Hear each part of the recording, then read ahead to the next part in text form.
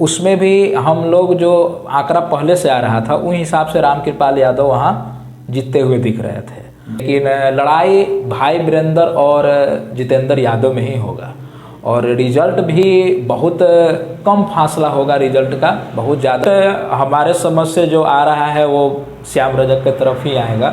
मनेर यहाँ आपका एक समाज का है, यादव समाज का, वैसे ही वहाँ भूमिहार समाज का ज़्यादा वहाँ पकड़ है। और तो ये तो बेतुका बात हो गया, आखिर एनडीए का जो वोटर है वो कहाँ जाएगा।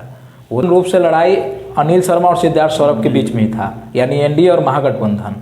तो जो एनडीए के कार्यकर्ता हैं, अपने अपने दल के जो कार्यकर्ता हैं, उसमें सामंजस्य नहीं बैठ पाया है, ऐसा नज़र आ रहा है।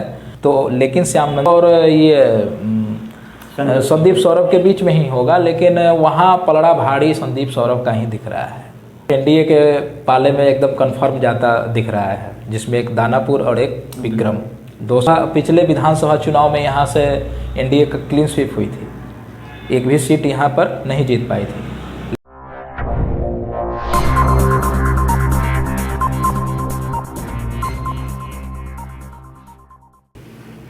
नमस्कार, मैं हूं संजय सिंह और आप देख रहे हैं उम्मीद फॉर नेशन। तो आज हम बात करेंगे पाटलिपुत्र लोकसभा क्षेत्र में पड़ने वाले 6 विधानसभा सीटों की, कि वहां का पाटलिपुत्र क्षेत्र में देखा गया है कि 6% से लेकर 10-10.5% तक वोट की बढ़ोतरी देखा गया है। पहले संजय जी ये आप समझिए कि आप तो पूरे विधानसभा जो अपना था, ये 6 जो विधानसभा की चर्चा हो रही है उसमें आप हर जगह गए हैं, वहाँ से जो निकाल के लाए हैं, जो सूचनाएं हम लोग को आ रही थी। पहले चुनाव से पहले भी हम लोग 2 विधानसभा का चर्चा हम लोग कर चुके थे। अब तो चुनाव संपन्न हो गया, जितने भी प्रत्याशी 6 विधानसभा के थे सब लोगों का जो किस्मत है वो ईवीएम में बंद हो चुका है। वो तो 14 तारीख को ही पता लगेगा। और हम और आप या जितने भी चैनल वाले हैं वो एक अनुमान लगाते हैं जो वोटर का मतलब मूवमेंट देख करके कि किस तरह लोगों का रुझान जा रहा है, क्या कौन हार रहा है, कौन जीत रहा है। तो आप तो पूरी चुनावी प्रक्रिया पर नजर रखे हुए थे। दानापुर में आपको किसको जैसे एज मिलता दिखाई दे रहा है कि एनडीए प्रत्याशी रामकृपाल यादव जो भी अभी लोकप्रिय उम्मीदवार हैं और ऋतुराज यादव भी वहाँ क्षेत्र में जो है दबंग है, लेकिन वो भी लोकप्रिय है, आपको किसको एज मिलता दिखाई दे रहा है? देखिए, जो ये दानापुर विधानसभा की बात है इस पर पहले भी हम लोग चर्चा कर चुके हैं। तो उसमें भी हम लोग जो आंकड़ा पहले से आ रहा था उन हिसाब से रामकृपाल यादव वहाँ जीतते हुए दिख रहे थे। अब तो रिजल्ट 14 तारीख को ही पता लग पाएगा।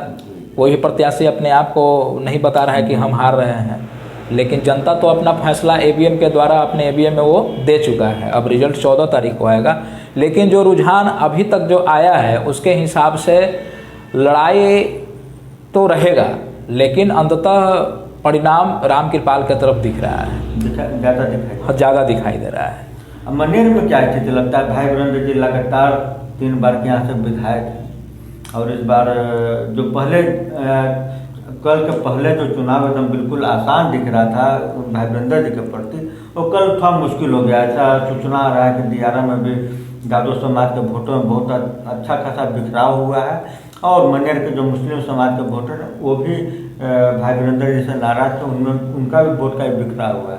आपको क्या लगता है कि मुकाबला इस बार पहले की तरह भाई वीरेंद्र के लिए आसान रहेगा, इस बार मुश्किल का सामना करना पड़ेगा? मुश्किल का सामना करना पड़ेगा, क्योंकि जो रुझान निकल के आया है सब जगह से, जो रिपोर्ट लिया गया है, तो यादव समाज का जो वोट है उसमें बिखराव हुआ है। क्योंकि शंकर यादव वहाँ से खड़े थे, तो शंकर यादव यानी तेज प्रताप के पार्टी से, तो उनका भी शंकर यादव को भी वोट वहाँ से मिला है। यादव समाज का कुछ वोट उनके पास भी गया है और जितेंद्र यादव भी यादव समाज से ही आते हैं, जो कि एनडीए के प्रत्याशी हेलीकॉप्टर छाप से थे, तो उनको भी वोट गया है। और ख़ास करके मुसलमान की वोट है, तो मुसलमान का भी वोट कुछ कटा है। मनेर का मुस्लिम समाज के बड़े नेता गुड्डू खान जी ने कहा था कि हम लोग इस बार राजद को वोट नहीं देंगे। हाँ, तो ये जो अब रहा सवाल कि वो वोट कहाँ गया, जनसुराज के पक्ष में गया या शंकर यादव के पक्ष में गया या जितेंद्र यादव के पक्ष में गया। अगर भाई वीरेंद्र से नारुष्ट थे लोग या भाई वीरेंद्र को लोग 3 बार के मतलब कार्यकाल से मतलब खुश नहीं थे, तो कहीं ना कहीं उनके एंटी में ही वोट गया होगा। तो अब वो रह गया सवाल कि अगर शंकर यादव के पक्ष में वोट गया होगा कितना वोट वो लाते हैं उस पर निर्भर होता है, कितना वोट उनको पड़ा है उस पर रिजल्ट का परिणाम। पहले भी इस पर हम लोग चर्चा कर चुके हैं मनेर पर भी, तो अभी भी वही है। जनसुराज हमारे समझ से लड़ाई में तो थी नहीं, पहले भी हम ये चीज़ को बता चुके थे। और अभी का जो माहौल सब जगह से जो निकल के आ रहा है रुझान, मतलब जो वोटर हैं जो सब जगह अब तो पैक हो गया चुनाव, ईवीएम में अपना किस्मत सब लोगों का बंद हो गया, लेकिन लड़ाई भाई वीरेंद्र और जितेंद्र यादव में ही होगा।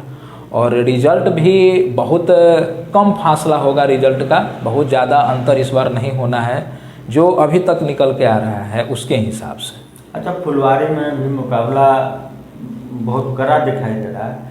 फुलवारी विधानसभा में आप क्या देखते हैं कि इस बार एनडीए के प्रत्याशी श्याम रजक जी अच्छा खासा फाइट दे रहे हैं, फिर पिछले मुकाबले में? नहीं, फुलवारी में भी फाइट है। इस बार का जो पूरे पाटलिपुत्रा लोकसभा क्षेत्र के अंतर्गत जो 6 विधानसभा आता है जिसमें चुनाव प्रक्रिया संपन्न हो गई, तो पिछले बार तो क्लीन स्वीप था एनडीए, 6 विधानसभा हार चुकी थी। लेकिन इस बार हर जगह पे फाइट है। फुलवारी में भी लड़ाई दिलचस्प था। रिजल्ट हमारे समझ से जो आ रहा है वो श्याम रजक की तरफ ही आएगा। तो हम बात कर चुके हैं 3 विधानसभा क्षेत्रों में कि किसको एज मिलने जा रहा है, कौन आगे बढ़ता हुआ दिखाई दे रहा। तो हम आगे बढ़ते हैं 4थे विधानसभा क्षेत्र की। तो पाटलिपुत्र का एक महत्वपूर्ण विधानसभा क्षेत्र है विक्रम विधानसभा। वहाँ पे भी बहुत ही जोरदार टक्कर है एनडीए प्रत्याशी संदीप सौरभ और महागठबंधन प्रत्याशी अनिल शर्मा के बीच। तो वहाँ क्या चुनावी गणित है, हम जानना चाहेंगे राम जी से। क्या कहेंगे राम जी, आप तो लगातार सब पे नजर रखे हुए सभी सीटों पे, आपको विक्रम का क्या स्थिति लगता है? विक्रम का जो स्थिति है वो वहाँ भी लड़ाई जैसे आपके हिसाब से या देखने पर जो नज़र आ रहा है, लड़ाई वहाँ भी दिलचस्प हुआ है अनिल शर्मा और सिद्धार्थ सौरभ के बीच में। रिजल्ट आएगा सिद्धार्थ सौरभ के पक्ष में, ऐसा नज़र आ रहा है। इसलिए नज़र आ रहा है कि सिद्धार्थ सौरभ का जो कार्यकाल पिछले 5 साल का जो लगातार जो रहा है वो बहुत अच्छा रहा, बेहतरीन रहा है। हर जगह उनका काम नज़र आया है और उनका एक खासा वोटर मतलब वोट बैंक अपना उनका है जो कहीं जाए तो उनके साथ हो जाती है। ऐसे तो अनिल शर्मा भी कहते हैं कि हमारे साथ बहुत सारे वोट मतलब लोग समर्थक है जो पिछले बार निर्दलीय चुनाव लड़ने के बावजूद भी अच्छा खासा वोट वो लाए थे, वोट लाए। उनका कहना है कि वो सारा मतलब हमको महागठबंधन का तो सपोर्ट इस बार पूरा हो ही गया, साथ में हमारे जो बीजेपी के पुराने कार्यकर्ता जो पिछले बार हमारे साथ थे वो भी हमारे साथ इस बार भी रिजल्ट मतलब चुनाव में हैं हमारे समर्थन में। लेकिन इस बात को समझने की ज़रूरत है कि अतुल कुमार जो पिछले बार भाजपा से जो टिकट मिल गया था तो एक बहुत बड़ा मतलब उसका खामियाजा भुगतना पड़ा था वहाँ से, खास करके बीजेपी को, जो एकदम 9 के बराबर वोट आया उनको अतुल कुमार को, और सारा जितना भी वोटर था जो नारुठ थे कार्यकर्ता थे वो अनिल शर्मा के पक्ष में आ गए थे, भाजपा के वोटर। और वहाँ भाजपा का गढ़ है, एक समाज का ज़्यादा वहाँ वोट बैंक है। हर जैसे मनेर यहाँ आपका एक समाज का है, यादव समाज का, वैसे ही वहाँ भूमिहार समाज का ज़्यादा वहाँ पकड़ है और सब प्रत्याशी वहाँ से आपको अधिकांशतः वही मिलेंगे और जीतते भी वही हैं। तो ये दिख रहा है कि पिछले बार का जो वोट जो मतलब बीजेपी को इतना कम आया था, कुछ नेता लोग का कहना था कि जितना बीजेपी को पिछले बार वोट आया था उतना ही वोट इस बार भी आएगा। तो ये तो बेतुका बात हो गया। आखिर एनडीए का जो वोटर है वो कहाँ जाएगा, वो तो उनके पक्ष में जाएगा नहीं महागठबंधन की ओर। हम घूमते हुए देखे कि एनडीए का जो वोटर है जो पिछले बार बिखरा दिखाई दे रहा था पूरी तरह से एकजुट है, और महागठबंधन के भी जो वोटर हैं, जो कैडर वोटर हैं, मुस्लिम समाज को मान लीजिए, यादव समाज को मान लीजिए, 1-2% का बिखराव हो सकता है, लेकिन वो पूरी तरह से महागठबंधन के प्रति इम्पैक्ट दिखाई दी। तो लड़ाई तो दिलचस्प होगा ही, क्योंकि और भी वहाँ प्रत्याशी थे, जनसुराज से भी थे, आपका तेज प्रताप यादव के भी पार्टी से थे, लेकिन वो लोग वहाँ का जनता इस बार पूर्ण रूप से लड़ाई अनिल शर्मा और सिद्धार्थ सौरभ के बीच में ही था, यानी एनडीए और महागठबंधन। तो जितने भी वोटर थे वो सब लोग अंत तक अपने अपने खेमे में आ गए मतलब वो किसी फिर दूसरे तीसरे के चक्कर में नहीं थे, जो जहाँ था वो अपने जगह पर आ गए हैं। वोट दिलचस्प होगा, लेकिन वहाँ पे लड़ाई में आगे सिद्धार्थ सौरभ ही दिख रहे हैं, यानी रिजल्ट उनके पक्ष में आता दिख रहा है। तो हम बात करेंगे पालीगंज का। पालीगंज में जहाँ तक मेरी समझ है, जहाँ तक मैंने घूमा, मैंने देखा कि वहाँ पे मुख्य मुकाबला एनडीए महागठबंधन और जन सुराज के जो प्रत्याशी हैं डॉक्टर श्यामनंदन शर्मा, जो वहाँ के स्थानीय डॉक्टर हैं, उनको भी अच्छा खासा समर्थन मिल रहा है। वहाँ मुकाबला हमें तो त्रिकोणीय दिखाई दे रहा है। राम जी, आप तो बेहतर जानते हैं, आप बताइए कि पालीगंज का स्थिति आपको क्या दिखाई देता है? पालीगंज का स्थिति इस बार जो है, आप जो बता रहे हैं त्रिकोणीय वहाँ पर है, जो श्यामनंदन शर्मा जो टिकट लेकर के जन सुराज से खड़े हो गए हैं, वहाँ पे और भी प्रत्याशी आपको पहले बीजेपी से भी लड़ चुके हैं। पिछले बार जदयू चुनाव लड़ी थी, उसके पहले बीजेपी थी, इस बार लोजपा को टिकट गई। तो वहाँ कार्यकर्ता भी थोड़ा सा इधर उधर हुआ है। जो एनडीए के कार्यकर्ता हैं, अपने अपने दल के जो कार्यकर्ता हैं, उसमें सामंजस्य नहीं बैठ पाया है, ऐसा नज़र आ रहा है। क्योंकि पिछले बार जो जदयू से टिकट लड़े थे वो भी लगातार क्षेत्र में थे, उनका भी था कि इस बार फिर हमको टिकट मिलेगी, तो उनका भी अपना तैयारी था, उनको टिकट नहीं मिला। उसके पहले बीजेपी वाले भी थे, आप देखे होंगे कि रामजन्म शर्मा भी वहाँ से नॉमिनेशन डाल चुके थे, जो कि उनका नॉमिनेशन रद्द हो गया। तो लेकिन श्यामनंदन शर्मा जो भूमिहार समाज से आते हैं, वो जन सुराज के टिकट पे वहाँ आए हैं, और खासा कुछ लोगों का जो आ रहा है कि भूमिहार वर्ग का जो वोट है उनके तरफ जाता दिख रहा था, या कुछ वोट उनके तरफ गया है। अगर वोट वहाँ कटा होगा, श्यामनंदन शर्मा को वोट अगर गया होगा, तो लड़ाई तो फिर ये दो के बीच में ही हो गई होगी। क्योंकि उनके साथ एनडीए का कितना भी बिखराव हुआ, लेकिन एनडीए का वोटर तो कुछ न कुछ उनके पक्ष में, सुनील यादव के पक्ष में होगा ही।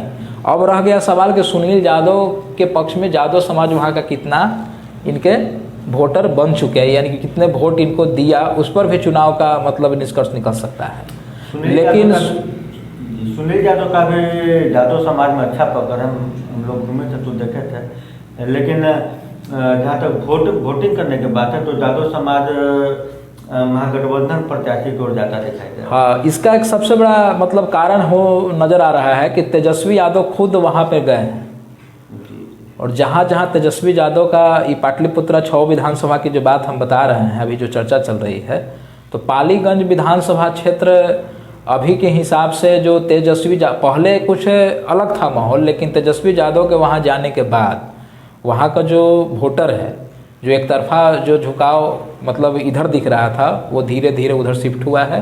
और लड़ाई तो ऐसे मतलब सुनील यादव और ये संदीप सौरभ के बीच में ही होगा, लेकिन वहाँ पलड़ा भारी संदीप सौरभ का ही दिख रहा है। अब बच गया है मसूरी विधानसभा क्षेत्र। मसूरी विधानसभा क्षेत्र एक ऐसा क्षेत्र है जो एनडीए के लिए हमेशा मुश्किल रहा है। बहुत कम समय वहाँ एनडीए के उम्मीदवार निर्वाचित हुए हैं, अधिक से अधिक वहाँ पे महागठबंधन उम्मीदवार की जीत हुई है। अभी वर्तमान में भी वहाँ महागठबंधन के विधायक रेखा पासवान जी हैं, जो इस बार पुनः राजद से चुनाव लड़ रहे हैं। जदयू से वहाँ अरुण मांझी हैं, और जन सुराज से भी वहाँ राजेश्वर मांझी मुकाबला को त्रिकोणीय बनाने का प्रयास कर रहे हैं। लेकिन जहाँ तक मैंने उस क्षेत्र का जो भ्रमण किया, उस दौरान मालूम चला कि मुख्य मुकाबला महागठबंधन और जदयू के बीच होने जा रहा है। आपको क्या लगता है राम जी, मसूरी इस बार भी एनडीए के लिए मुश्किल सीट साबित होगा?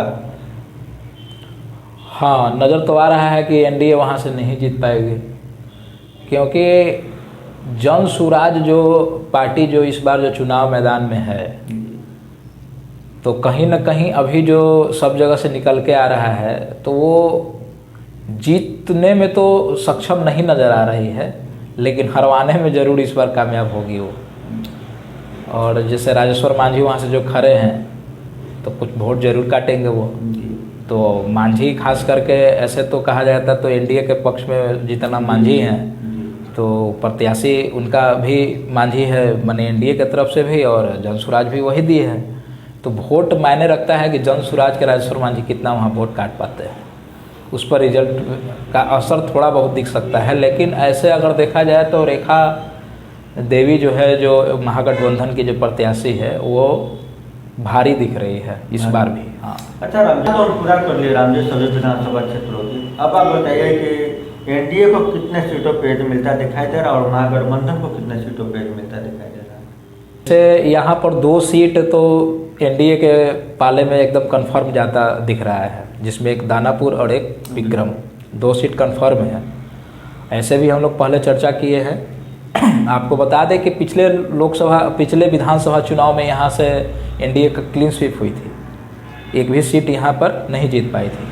लेकिन इस बार लड़ाई हर जगह पे बराबरी का दिख रहा है, जिसमें 2 जगह एनडीए अभी बढ़त बनाए हुए दिख रही है और 2 जगह महागठबंधन दिखाई दे रही है, जिसमें पालीगंज और मसौरी 2 जगह महागठबंधन और 2 जगह एनडीए। बाकी रह गया 2 सीट फुलवारीस और मनेर। यहाँ टक्कर बराबर का है। यहाँ भी अगर शंकर यादव वोट काटे होंगे तो कितना हो पाता है, लेकिन रिजल्ट बहुत कम फासला से यहाँ होने वाला है, चाहे आपका वो फुलवारी हो या मनेर हो। तो ये अब कहना मुश्किल है कि कहाँ किसके पक्ष में जाएगा, वो तो बाकी 14 तारीख को ही रिजल्ट आएगा। लेकिन लड़ाई बराबरी का है, एनडीए 3 और हो सकता है कि वो महागठबंधन 3 या फिर 4-2 यही आने वाला है। माने बराबर का लड़ाई है इस बार। तो आज हम बात कर रहे थे पाटलिपुत्रा लोकसभा अंतर्गत पड़ने वाले 6 सीटों के लिए, और आगे हम कल चर्चा करेंगे जो पटना साहिब के लोकसभा क्षेत्र के अंतर्गत पड़ने वाले 8 विधानसभा क्षेत्रों में क्या चुनावी गणित है, कौन किसको एज मिलता दिखाई दे रहा है, कौन पिछड़ता दिखाई दे रहा है। तो बने रहिए उम्मीद सुनने।